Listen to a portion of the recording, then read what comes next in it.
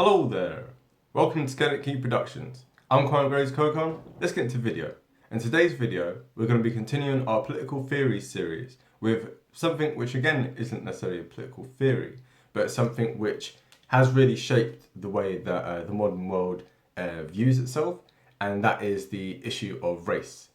So I can tell that the comment section is going to get a bit dicey, so just a heads up, if there are any comments that are like untoward, I do check them, and I will obviously follow YouTube guidelines and remove any which are a bit untoward. Okay, so race, it's I would refer to race as the Achilles heel of the West, and what I mean by that is this: every civilization, every society has its like inherent flaws. Yeah, so Achilles heel comes from in the Odyssey, the Greek hero Achilles, right? He's really tough man. He's like really he's indestructible as such, and then he gets an arrow to his foot, basically, like to his heel, and that's that's what it's called, a heel. Anyway, he gets an arrow to his heel and ends up dying from it, right? And I think that the kind of Achilles heel of the West is the issue of race, because especially in the kind of Anglo-Saxon world, like within the English-speaking world, Britain and America, right? It's the liberal foundations of our civilization. The issue of race is where there has been the clearest kind of contradictions within that, right? It's the clearest example whereby, you say, for instance, like all men are created equal, but that statement was written by people who owned slaves, right? And by people who fundamentally didn't believe that white people and black people and people of all different races were on equal parity. So we're going to get into some of the deeper history of this. And as the title suggests, it's not just a black-white issue. We're not going to just focus on transatlantic slavery and Jim Crow and all that stuff. We're going to mention that, but as with a lot of things on this channel, we're going to try and focus on some of the deeper history and some of the history of it that, things that like you guys probably wouldn't come across anyway. So trying to really get into we're trying to get into the concept of it, like really to its roots. And but before we do any of that, we've got to do the standard thing of like, comment and subscribe. I actually have a different coffee mug this time. I don't need an inspirational quote, I need coffee. And it should also say at the bottom, I also need likes, comments and subscriptions, because this YouTube channel is not charity, it's we're trying to make something happen, bada bing, bada boom. So, I give you this knowledge, like you guys, all I'm asking for is like, comment and subscribe. It's not a lot. And, if you like the comment, so if you like the content of this video, check out some of the rest of our channel. It's really, really in depth. We've got a whole lot more coming. And enough of a shameless plug. Let's just get into the video now. So where does the word race even come from, right? So if you look into the root of the word, right, it actually has an Arabic root, Arabic / Hebrew root, right? So in Arabic, it's raz, and in Hebrew it's rosh, and both of these, because both of them are Semitic languages as such, both of them have the same meaning. So it basically means that, word ras or rosh, it means origin or beginning, right? So the idea of races being like the kind of origin of like where we all came from and such, right? So if we're gonna look into this concept, we have to recognize that for the vast majority of human history, we were hunter-gatherers who, we knew the people who lived just over there, or just over there, or just over there, or there, right? We didn't have concepts of like cross-continental travel, and as such, we never came across people who looked fundamentally different from ourselves and our neighbors, right? So it only comes with the advent of like kind of major empires and stuff, that we even get a concept of people looking different from one region to the next. Now, it's quite complicated as to why people like look different in many different places. So part of it's part of it's to do with like a lack of melanin. So it's to do with it's to do with as people started off in Africa and stuff, right? As they traveled around the world, based on different climates that they came across, the different terrain, the different climate and stuff, right? Their skin and their facial features adapted to that, like their body shape adapted to that as well. So people from East Asia, for instance, look very distinctive than people who are from India. People from Europe look very distinct from people from sub-Saharan Africa. And it goes on, right? So when we look at race, there's a whole lot of like diversity amongst like humanity. And actually the place where you have the biggest genetic variation is within the continent of Africa itself. Which again is quite strange. If we're going to talk about race, we have to recognize, for instance, that the smallest people in the world, like the pygmies, are from Africa, and we also have to recognize that the Maasai, who I believe are the tallest people in the world, are also from Africa. So it's when we talk about race and talk about characteristics of it's not as straightforward as one might imagine. But I suppose like the first time that European, like from a quote unquote Western kind of viewpoint, you start to get any kind of concept of race is like race in a sense here, right? Would be with Aristotle. Now his views one could describe as kind of proto-racism, so kind of racism before racism, and so for instance, the ancient Greeks had the view that non-Greeks were barbarians, right? So even if you were like German or Italian or British or whatever, right, you were a barbarian, right? So Aristotle said that people who were non-Greeks were better suited to slavery, like they were kind of like born like natural slaves as such, and therefore this is the first kind of time when you get a real kind of clear thing where people kind of go, no, like we're different and we're like better than you guys stuff, right? And that's like kind of 2,000 years ago, although it tends at this stage you could be better described as ethno-nationalism rather than what we can in today's terms consider like racism, okay? So we can see that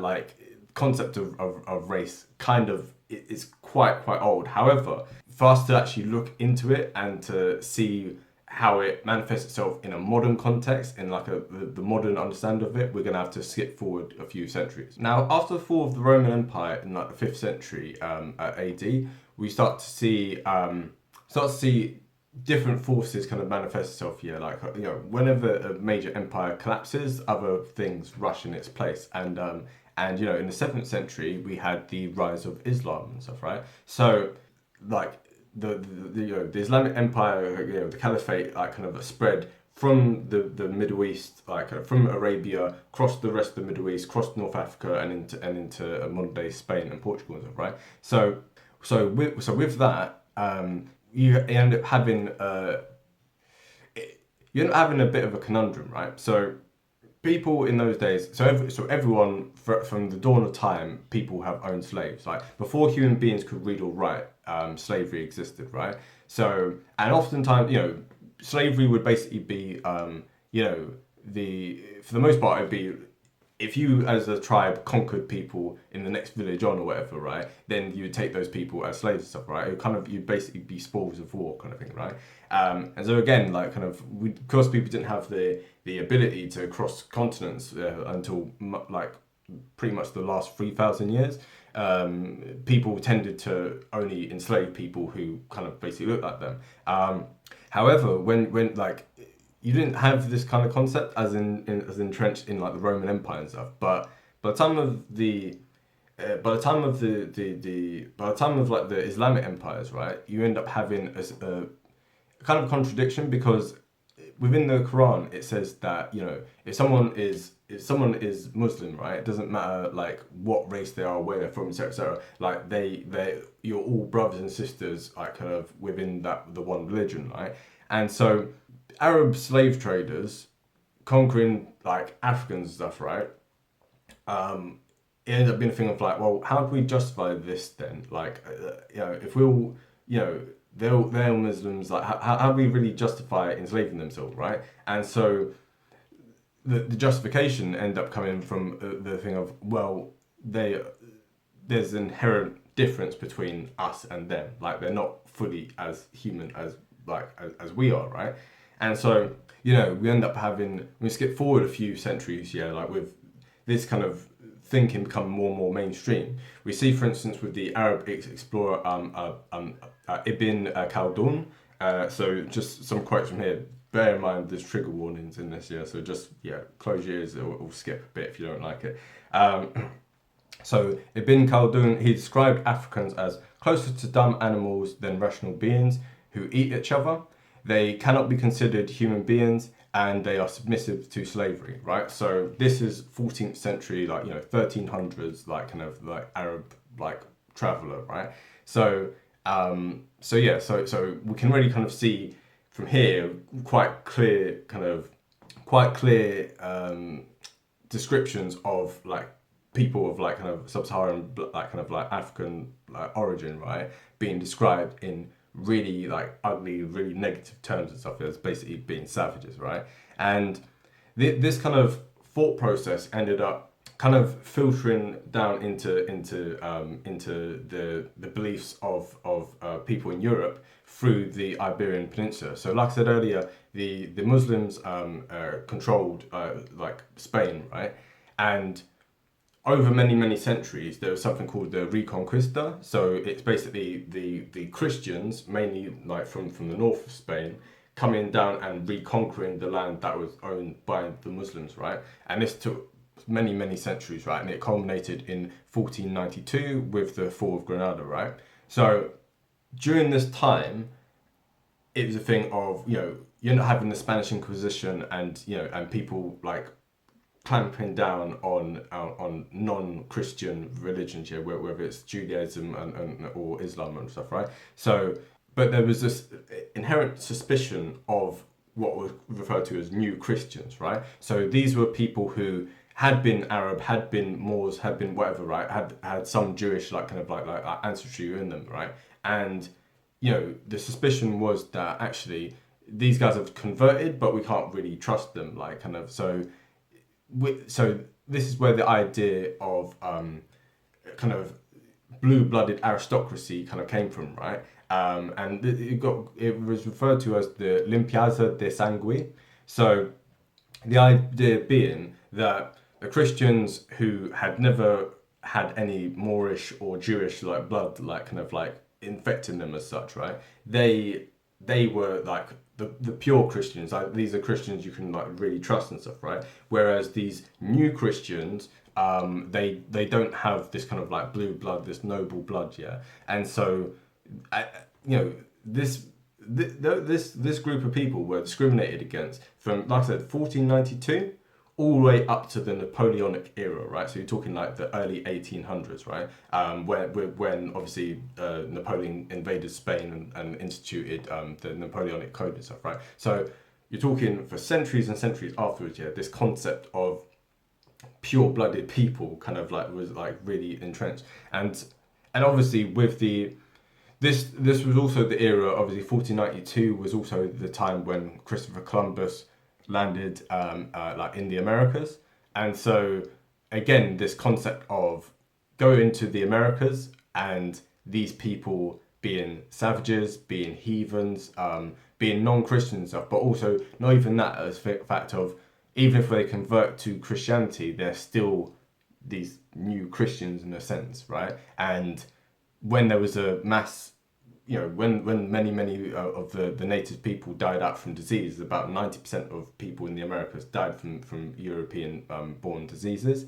There ended up being a massive labour shortage and not enough Europeans coming over in those initial stages. So what the Portuguese did first, and then what the Spanish and others followed with later, is the mass importation of African slaves from the coast of Africa to the Americas. And so again, you're having this concept of these heathens being taken across the ocean, having to be forced to be like kind of Christians, but again tied up with this thing of they're not really people, they're not really like brothers and sisters in Christ as well. So everything that kind of would apply to other Europeans, like Western Europe, for instance, was one of the few places in the world at that time which had no slavery at all, right? It wasn't like it was banned in virtually every country in Western Europe. However, in the colonies, they obviously had this system of slavery, and it was very clearly a system of slavery which ran along racial lines. Now, people like the French philosopher Foucault, he theorized that this period here of around like the 15th, 16th century, this is kind of the advent of the concept of racism, however, like historically speaking, if we look into ancient Chinese records, we find as early as the 5th century BC references to the Chinese being descendants of belonging to the so-called yellow race, and being descendants of the this kind of fabled like yellow emperor, right? And so we can see that actually completely independently of European like kind of concepts, and like kind of and far before any Europeans had any kind of concept of this kind of stuff, you still had different cultures having this kind of view of race in terms of different hierarchies and such, right? And actually, even in modern China today, quite a lot of archaeologists, right, from China, they try and push a narrative of polygenic kind of like racial origins, right? So the idea being, and this was a view which again was held by many people in the West up until very, very recent times, right? The idea that of there being multiple different races, at least like 5 different races, and each of them having completely different origins, right? So rather than this idea of we all came from Africa or we all came from Adam and Eve or whatever, right? Rather than this concept, right?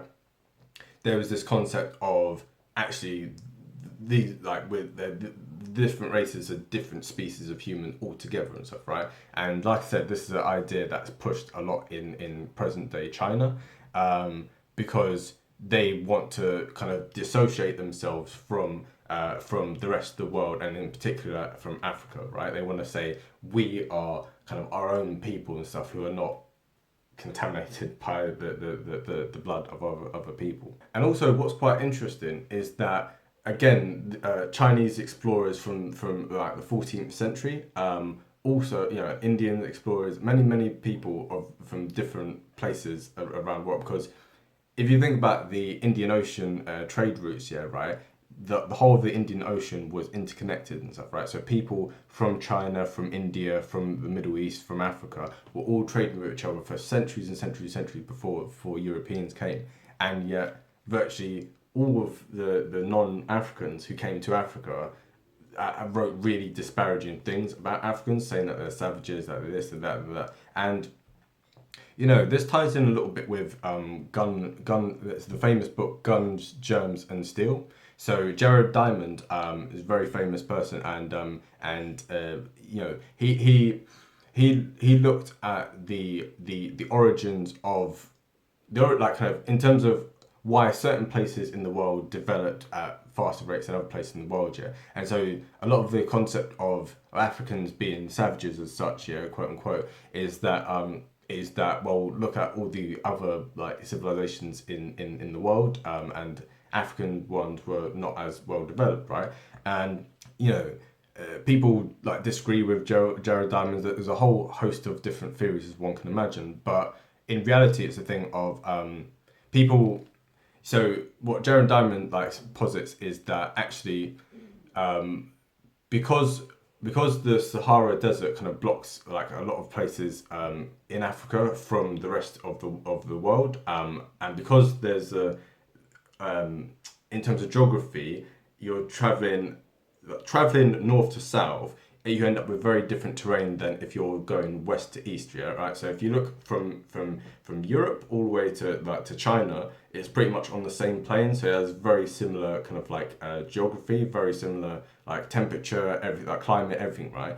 Whereas north to south in Africa, it tends to like vary quite a lot. And so the transfer of ideas, the transfer of trade, and like, you know, like travel and everything, yeah, ends up being a lot more difficult if you're going from desert to jungle to savannah and all the rest of it, right? So there's multiple different theories as to why certain places in the world developed before other places. Like the Middle East is considered to be like the cradle of civilization.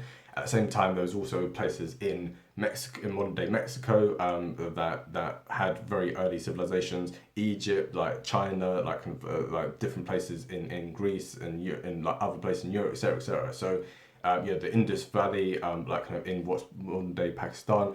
So many different places developed at different times, and other places, you know, even like if we look at the Aboriginal Australians, for instance, all the way up until like the time of Captain Cook arriving there, that they were pretty much living in what we consider like the Stone Age, right? So a lot of the so as Europeans and other like peoples of the world travel the world during this kind of period, more and more it's a thing of hold on, how comes we're so advanced at this stage and these people are like so primitive at this stage? And because of the unfortunate correlation between the people with slightly darker skins happen to be less developed than the people with slightly lighter skins, it reinforced this kind of like concept of actually darker skin is more primitive. So when in reality it's literally just an accident of geography, and it's an accident of, you know, it's got literally nothing to do with anything. We're all,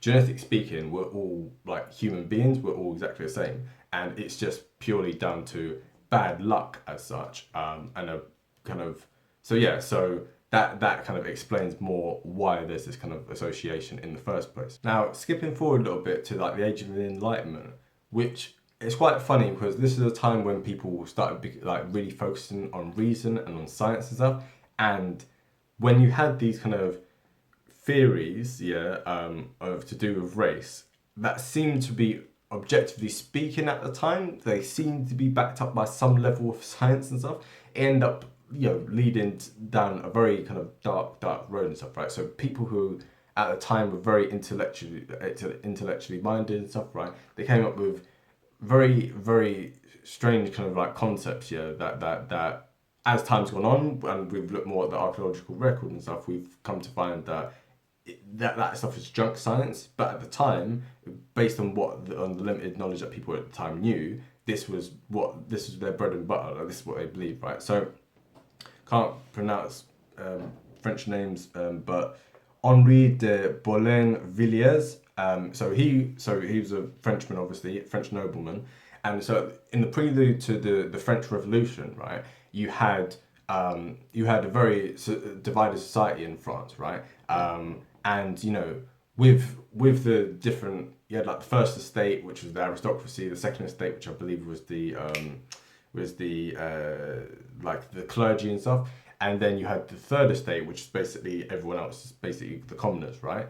And this Henri de Boulain-Villiers guy, he criticised the third estate as basically saying that, well, they're a mixture of all different races. They're basically quote unquote mongrels as such, and so they are, you know, they are being like the aristocracy are actually of Nordic origin, right? So France itself, you know, the term France comes from the Franks, right? So after the fall of Rome, you had Germanic tribes conquering many of the different places. So, for instance, England, you know, means land of the Anglo-Saxons. France means the land of the Franks.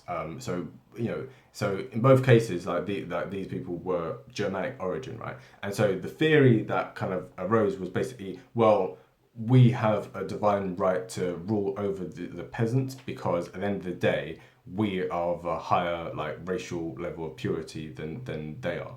And you know, as the 19th century kind of develops and stuff, when you have Darwinism, you end up with social Darwinism. So you end up with, for instance, you have the German guy from the same time, the 1775. It's called Johann Blumenbach, and yeah, so he theorized that there was 5 different races. Again, with this polygenetic kind of like view, but no, sorry, no, not in this sense actually. He said that there was 5 different races, but he said that each of the other races were a degeneration of the white race, right? So white people were the original people, and everyone else, all the other races are degeneration, meaning they've like become lesser to become these different races. So, you know, you really start to have this social Darwinism, this kind of this strange merging of science with racial theory and stuff, and more justifications as to why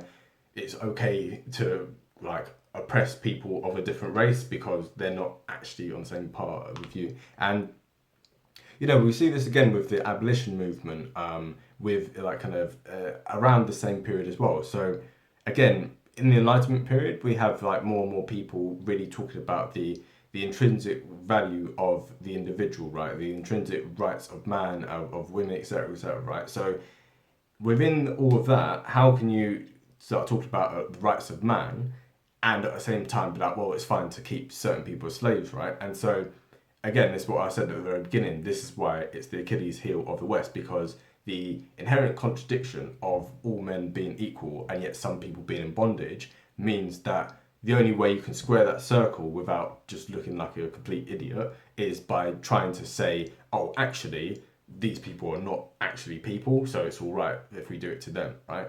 And so with the abolition movement, the counter to the abolition movement was a huge public affairs campaign that really pushed this idea of actually African slaves are savages and stuff, that they eat people, etc., like you know, that we were doing them a favor by enslaving them, that we, you know, so, and you know, and like we were trying to civilize them and all that kind of stuff, right? So a lot of this very ugly language, a lot of this very ugly like kind of depictions of Africans start becoming really mainstream, so that even after the end of abolition, you still have this as the mainstream view amongst like kind of amongst Europeans, yeah, which is basically like these people like should, like, even if we don't agree with enslaving them, yeah, the hell that they should have like the same like legal rights as us, right? And it's also tied in with this same era of imperialism, right? So like as Western medicine like kind of like developed like to allow explorers to be able to travel to Africa and stuff without catching all these diseases and stuff, right? It meant that now European empires, with their guns, with their trains, with their like gunboats and stuff, right? They were now able to colonize vast swathes of the African continent, right? And again, to, you know, basically make subject people like kind of like our like the colonial like we were doing them a favor, like we were kind of the overlords of them and stuff, right? And again, it feeds into this kind of mindset which is typified by Rudyard Kipling, right? So in his like poem White Man's Burden, he, you know, he talks about how it's the white man's burden to basically look after subject races, and to basically like they're basically children. Like there's a line in it where he says that they're half devil, half child, and this kind of concept of like actually in order to civilize these people, we have to be there and we have to stay the course, and even if it's difficult, even, you know, another famous line within that is the cries of Hosi humor are slowly towards the light, why brought ye us from bondage, our lovely Egyptian night. So again, it's talking about how the Africans or whatever are not going to thank you for this. It's going to be a long, hard fought thing which you're not going to get a benefit from, but at least you're doing the right thing by taking up the white man's burden and helping these half devils and half children to be civilized as such, ignoring the fact that African civilization has, has a long history from the pyramids. The pyramids in Nubia, which is current day Sudan, to the pyramids of Egypt, because again that's African, to Mansa Musa being the richest man who ever lived, the emperor of the empire of Mali, to Shaka Zulu, a whole history of African civilization, which is only really starting to come to the forefront now as we're doing more research into it. It's all of these kind of concepts of like bringing civilization to people who already had civilization is, in many cases, it's quite insulting. But again, it being the 19th century, people, you could say, well, they didn't know any better. So at a time when like we'd only just started to really travel around the world, at a time when we're only just starting to get our head around the scientific method, is we're only just starting to come into contact with different people from different cultures, different races, right?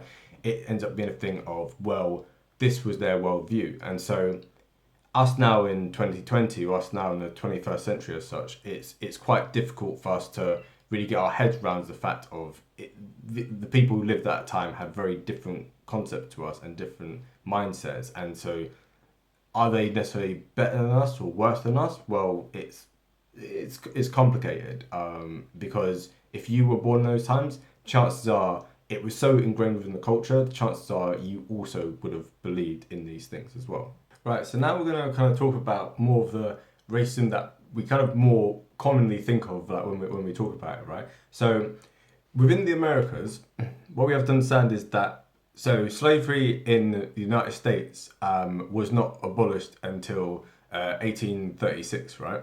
And 1863, right? And this is in the middle of the American Civil War from 1861 to 1865. Now, no matter what people want to make the argument of in terms of, states' rights and it was blah, blah, blah, blah. No, it was the states' rights to own slaves, right? So the war was about the institution of slavery, and intrinsically tied up with that was about the status of Africans, whether people in the North said that, like, obviously that they slavery was an abhorrent thing because, like, we can't enslave our fellow human beings and stuff, right? And like kind of the thing of like, am I not a man and a brother and stuff, right? So whereas people in the South, whether they were slave owners who made up a relative minority of the population, but still, quite significant, right? From memory, it was about 30% of whites in the South owned slaves, which is, if you think about it, it's quite a significant proportion of the population, for reference, roughly about a third of people in America today own guns. So just a third of the population having something. I'm not equating slaves to guns in any way, shape, or form, but the point is that when people kind of say, the majority of whites in the South didn't have slaves, that kind of negates the point of just how huge the institution was, right? Now, people in the South were well aware of the slave rebellions that did take place in the South, and they were much more aware of the slave rebellions that took place in the Caribbean, notably with Haiti, right? So the Haitian Revolution of 1804 was a very pivotal. It was really pivotal in terms of like advancing the argument, like to abolish like the slave trade, and bit by bit it did lead to a drip effect of getting rid of slavery itself, right? Because people were like, well, this is unsustainable. At some point, the slaves are just going to rise up and we're going to have to do something with that, right? But the fear of a lot of whites in the South was that if we gave, if they gave blacks like the freedom and stuff, right, that they would rise up and that they would, they would like murder like kind of all the whites and stuff, just as had happened in Haiti, right? So a big part of the fear for why people were so opposed to ending slavery and also why during the period of Reconstruction that took place after the Civil War, there was so much hostility, right? Is part of this kind of like this paranoia, this unfounded paranoia, that by these new free blacks would now vote through policies that would be detrimental to whites, that they would molest white women, that they would like murder whites, etc., right? So groups like the KKK were formed, terrorist organizations like the KKK were formed to basically keep black people in fear, to take away their gun rights, to basically put them on a thing of like constant fear and stuff, that and intimidation, that like they're not able to vote, that they come up with all these silly rules as to why people can't vote and stuff, like if you can't quote like this line from the Constitution, like that most people wouldn't know anyway and stuff, right? So, and all these different hoops that they had to like made people have to jump through, and then on top of that you had the institutionalization of like racial segregation, with with the Jim Crow laws and stuff, right? And this is much the same thing that you later see in apartheid South Africa, right? With this kind of this clear separation of the races, separate water fountains, separate toilets, separate schools, separate like places on the bus, everything, right? And so, and again, this whole system being kept in check, with lynchings, with intimidation, with burnings, with murder, like everything, right? And so, so basically, black people both in the South, like in America, and also later, like kind of like black people in South Africa, had to live under extreme like kind of like terrorism and stuff, from like kind of from white supremacists basically, and it was and again, just to illustrate just how like deep rooted this was, like kind of you had many intellectuals, again from this kind of like from the eugenist movement, and a kind of like social Darwinist movement, of kind of like let's get rid of the weaker peoples in the world, get rid of the weaker races, etc., etc. Madison Grant, for instance, he was a very famous intellectual and stuff, and he wrote in 1917, The Passing of the Great Race, right? So it was basically, this book was basically talking about the different races like in the world, and basically saying how we had to like really entrench like kind of the different races. We had to stop race mixing because it would lead to the eventual destruction of the white race and stuff, by being taken over by like lesser races and such. And all of these ideas filtered through and became more and more the dominant like kind of mainstream idea. It's difficult to understand how in the early 20th century this view of racism was so entrenched, like in America, in Europe, across like the world, right? And so we can easily talk about like the Nazis and stuff, right? But what we have to understand is that the Nazis and their ideology was kind of, it was the very peak of the very pinnacle of the iceberg and stuff, right? It's the go-to thing that everyone thinks about. We think about the Holocaust, we think about like the racial discrimination, etc., etc. We think about the mass extermination, but realistically, the entire concept, it was so entrenched that this was just the entire iceberg was the problem and stuff. And actually, it took for the horrors of World War II for people to kind of wise up to it bit by bit, because they saw the extremities of where this sort of thinking came to, and how genocidal it, like the logical conclusion it was. And people fighting in the West, like kind of like like people like my great grandfather, who like from Barbados, who came and fought for the British Empire. People like in America and stuff, African Americans, who like fought in the wars and stuff, freedom, democracy and stuff, and being like, hold on, we're fighting against this racist in Germany, right? But we're still being discriminated against. Like we're still we're still being mistreated in our own country, right? And the the internal contradiction of this, yeah, led to a whole lot of like protests, a whole lot of like social movements with the civil rights movement, and you know, this kind of culminates in like, you know, in the 60s when you have like people like Martin Luther King, Malcolm X, like kind of and you know, Muhammad Ali, all these different like kind of like people, right?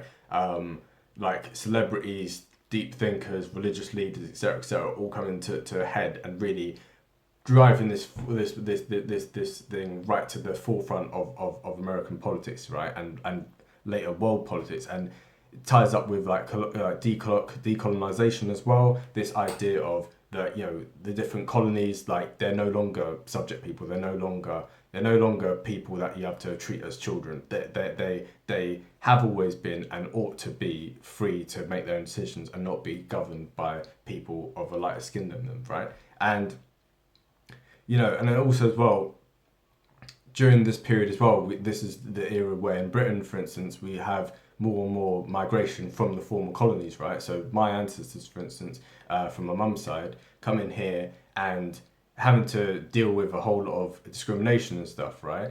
And again, it's a thing of, it's a thing of like, because of how entrenched these views were, again, not as entrenched as they would have been in like the southern states in America, yeah, it wasn't the kind of overt legal discrimination when they came here in Britain, but there was still, and the same thing in the northern states in America, yeah, it wasn't as clear and as overt as it would have been in the south or as it would have been in a part of South Africa, but it still would have been a very visible daily thing of basically people like terrorizing people, just for trying to go about, who were just trying to go about their daily lives purely down to the color of their skin. So yeah, it's we've come, relatively speaking, we have come a long way from that old type of thinking, and it's not to say that racism has gone away. It's not to say that it will definitely go away.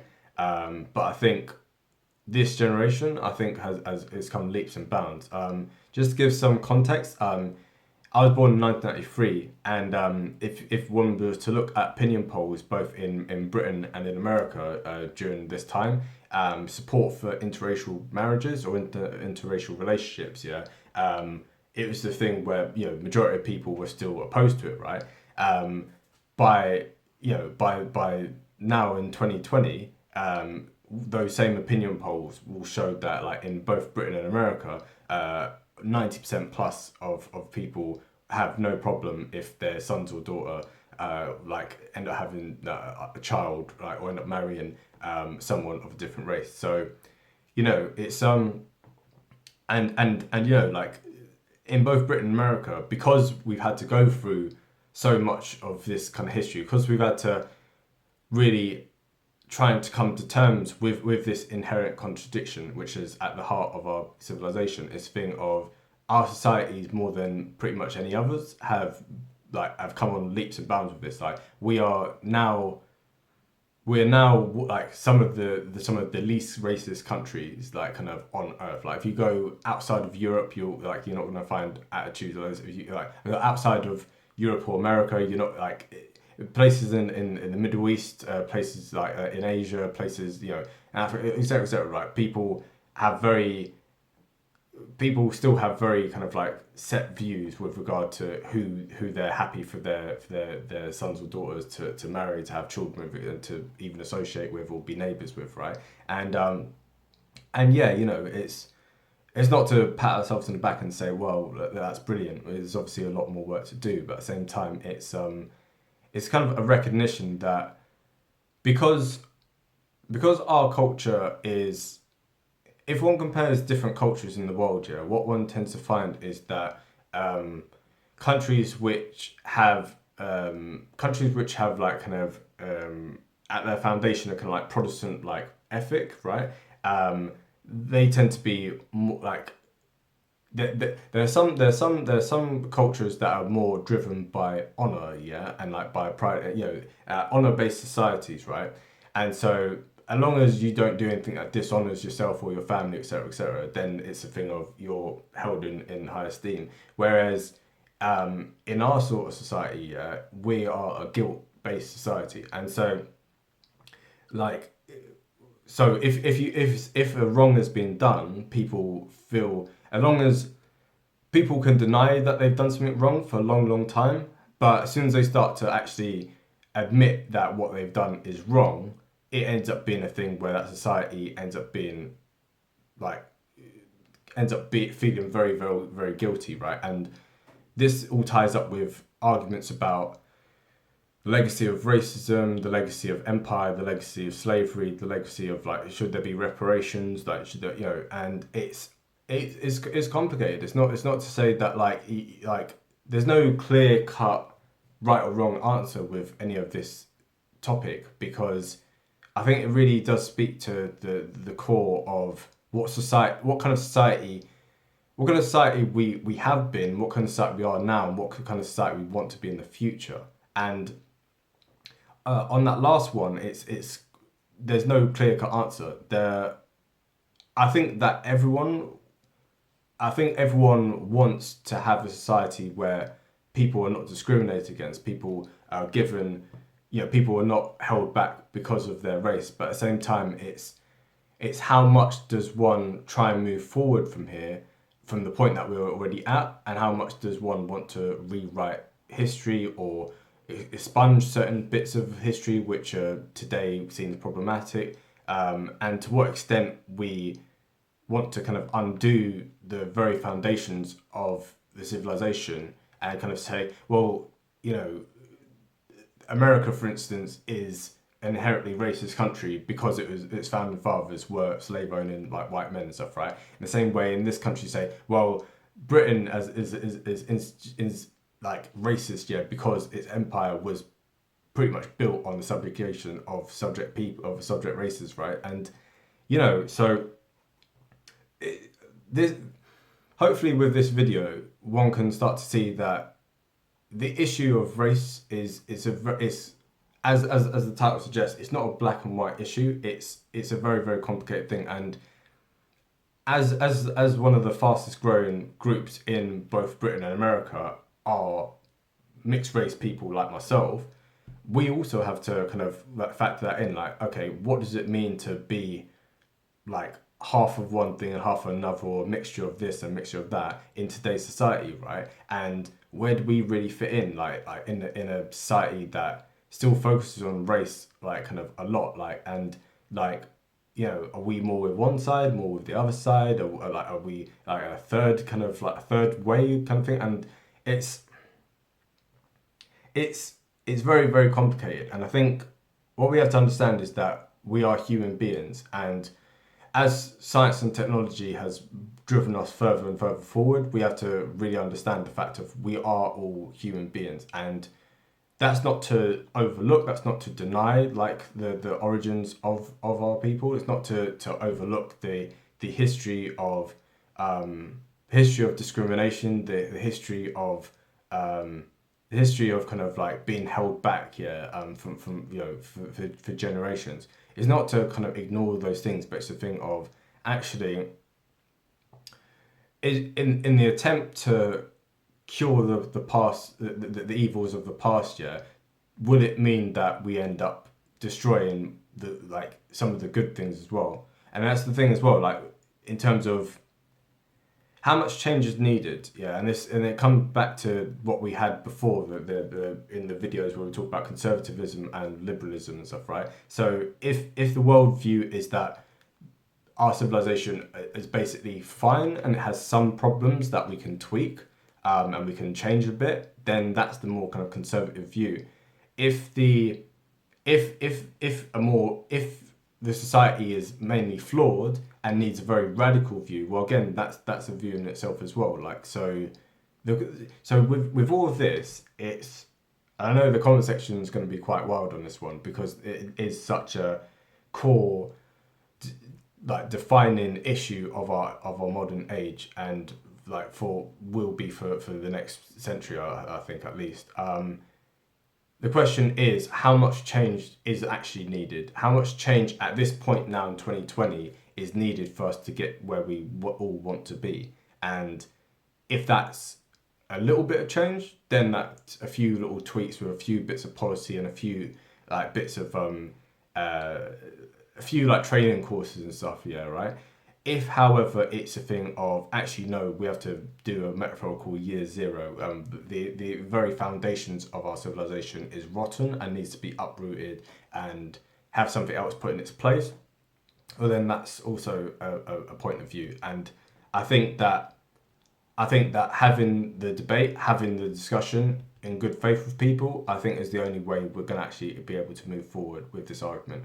And if we're not able to, well, then this Achilles heel will be fatal, because much in the same way with slavery, the nation can't be half free and half slave. Yeah, the nation can't be half thinking that we're, like in this day and age, that the issue is the nation can't be half thinking that the country is evil and racist stuff and the other half thinking that it's not, right?